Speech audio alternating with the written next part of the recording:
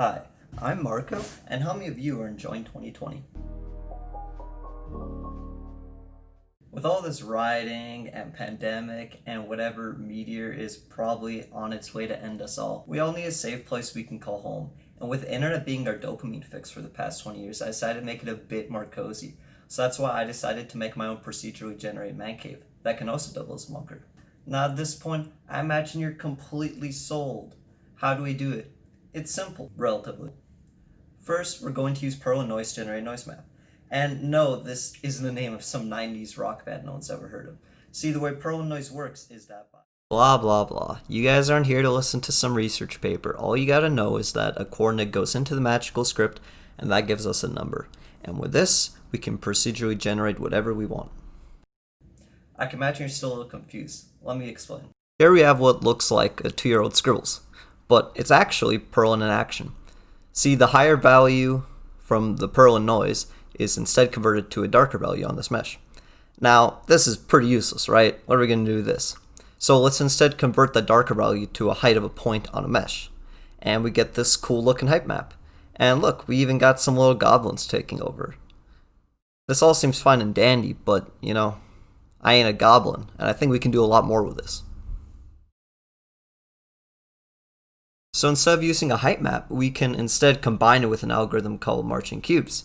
And we can generate... So we have this cube here. With the algorithm, you'll march through the 3D space you want to fill. For each vertex on each cube, you look at its value that it got from putting its coordinates into the perlin noise function. Then, if it's higher than the genocide value, as I call it, the point is on. You then generate triangles as seen on the screen, given which points are on. So by combining all these different configuration points, you can generate terrain. And you know, once we spend some time smoothing out some of the bugs and making it look a little less like a Minecraft clone, it's pretty good. We got cubes, we got spheres, we got big cubes. And with all of these, we have our cave system. All we gotta do is fine-tune the generation for the perfect bunker or gender-neutral human cave, and then we're done.